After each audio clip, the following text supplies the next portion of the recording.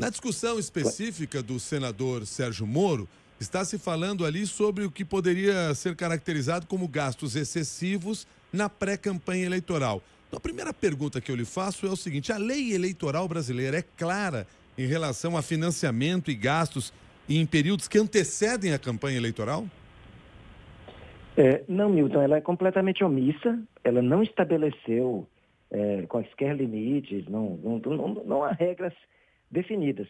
O que também não quer dizer que isso deixe, transforme esse período da pré-campanha num território livre, porque, obviamente, ninguém poderia alegar a falta de normas previamente definidas em lei para praticar atos abusivos. Então, tanto que já houve alguns precedentes, especialmente um que eu tenho lembrado da senadora Selma, do estado de Mato Grosso, que o Tribunal Superior Eleitoral entendeu que ela não poderia ter realizado gastos no período de pré-campanha no montante que ela utilizou na época, em torno de R$800 mil, um valor muito menor, inclusive, do que o atribuído ao ex-ministro Sérgio Moro. Aí, nesses casos, o que o legislador aplica é a lei da campanha também? É o que vale para a regra da campanha, vale para o que nós chamamos de pré-campanha eleitoral?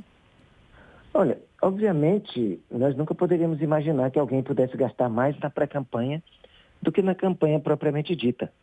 Mas o que deve prevalecer na ausência da norma é um prudente critério, um prudente arbítrio do Poder Judiciário, que tem, sim, balizas, especialmente na jurisprudência do TSE, para agir. Por exemplo, gastos excessivos, gastos superiores ao que, como você mencionou, aos que estariam autorizados a se fazer na campanha, então, volumes de recursos que não utilizados de maneira indevida, fora dos marcos legais. São muitos critérios que podem ser utilizados para se avaliar a legalidade da pré-campanha. Obviamente, a pré-campanha não foi feita para substituir nem para ser superior à campanha. A lei estabelece assim, alguns princípios, como, por exemplo, o fato de que a pré-campanha é um momento de apresentação pessoal, não é um momento que seja permitido pedir votos, não se pode, por exemplo, distribuir impressos com o número do candidato e antecipar pedidos de votos, ou seja, existem algumas balizas legais já predefinidas. Nós temos uma situação neste momento que é a seguinte: a votação dessas ações no Tribunal Regional Eleitoral do Paraná. E tivemos recentemente, inclusive, o voto do desembargador Luciano Carrasco Falavinha Souza contra a cassação do mandato do senador. Se eventualmente houver uma decisão de não cassação no TRE, essa decisão pode ser modificada, pode ser reformada no TSE? Sim, para usar uma expressão assim meio do juridiquês, né, o debate será devolvido ao Tribunal Superior Eleitoral, o que significa que ele poderá discutir em sua integralidade todas as mesmas questões sobre as quais se debruçará o Tribunal Regional Eleitoral. Falo isso porque em algumas circunstâncias não é assim que se dá.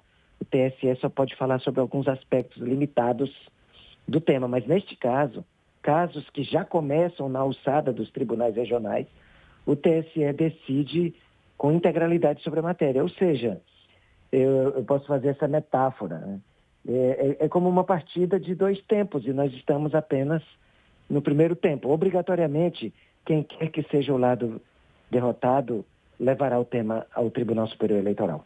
Considerando as informações que temos e o fato de que a decisão passará por 7 juízes, o relator já deu o seu voto contrário, qual é a expectativa que o senhor tem em relação a este primeiro tempo?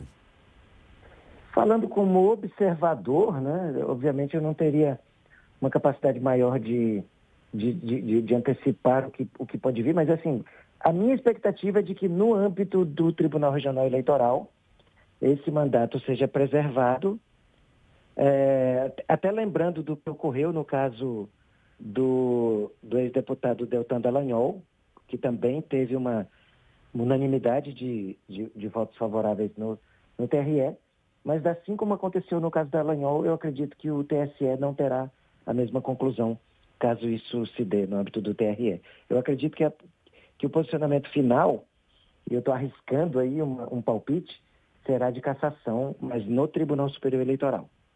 A gente tem a expectativa de que essa decisão no TRE saia na semana que vem.